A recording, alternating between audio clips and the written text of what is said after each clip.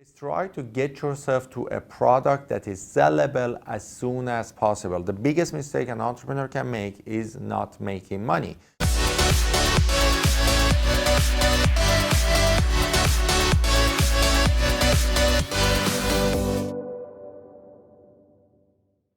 Hey, this is Iman Aghay, serial entrepreneur, best-selling author, international public speaker.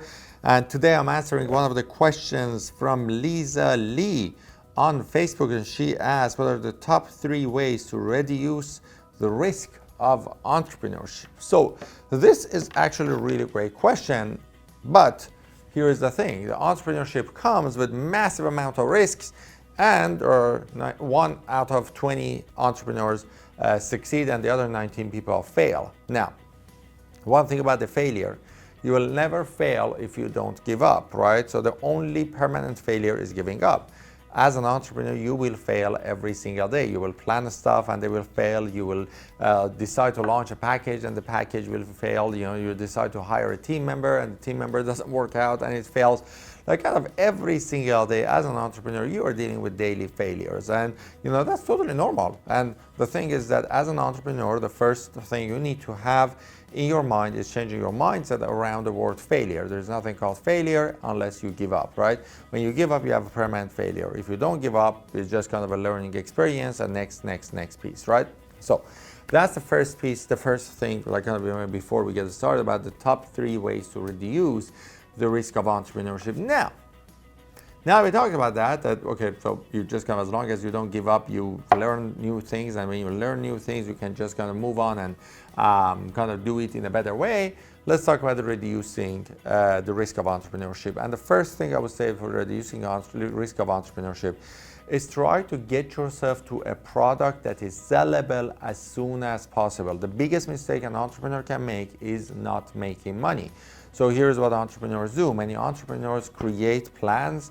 They set goals for like creating the perfect product. They waste a long time before they get to a product that they can make money. You don't want to do that. What you want to do is that you want to create a product that you can sell within 1 week or 2 weeks or 3 weeks or 4 weeks of launching your business. So the moment that you launch your business, you want to have a product to sell, okay?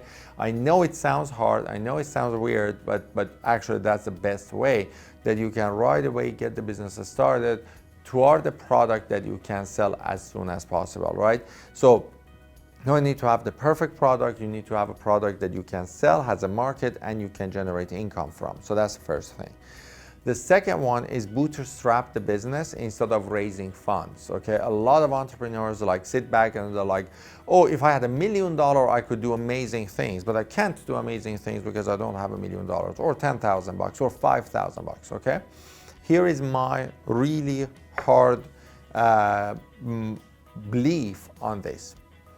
Unless you have generated $10,000 from your business, from this business, not from any business, but from this business, unless you generated $10,000 from this business, you have no right getting $10,000 from others to spend it on the business, because you have no idea how you're going to make that $10,000 back to go and give it back to those entrepreneurs. And if you have generated $10,000 in this business, then why do you even need to get that $10,000 from another person if the business is already generating income, right?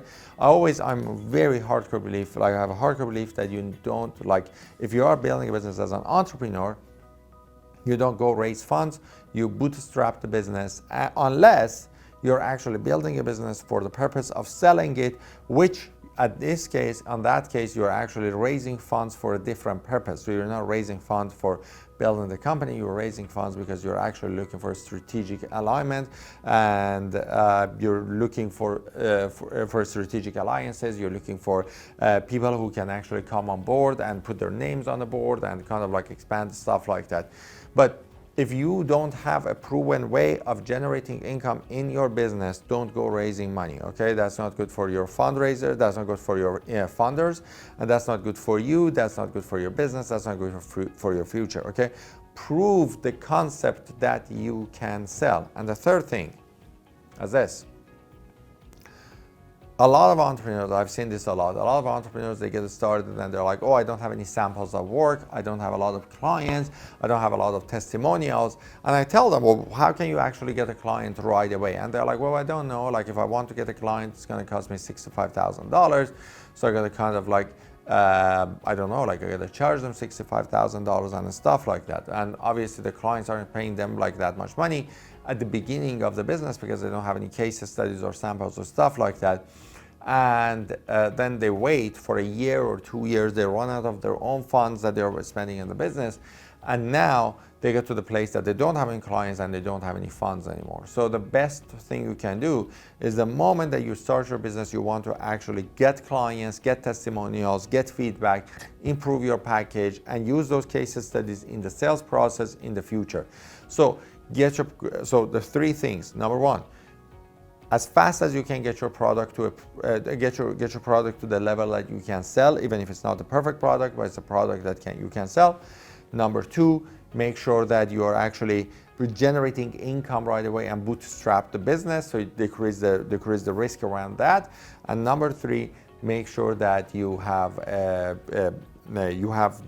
as many testimonials and cases in as early stages as you can in your business, so when you are going through the sales process, people can look at your services and products. Even if that means you're giving away your service and product, you're heavily discounting it, you're heavily supporting people to build.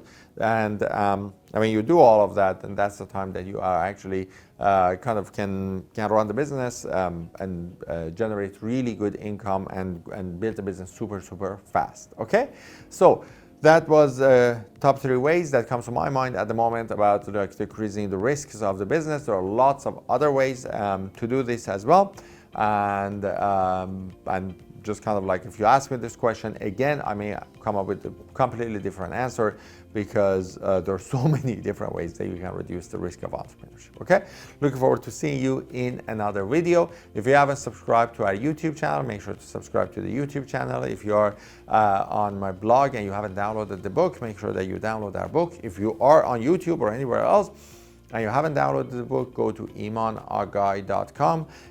You can find the links and everything below, and download the book about how to build a successful business. And I look forward to seeing you in one of my webinars, seminars, events, and helping you with expanding your business.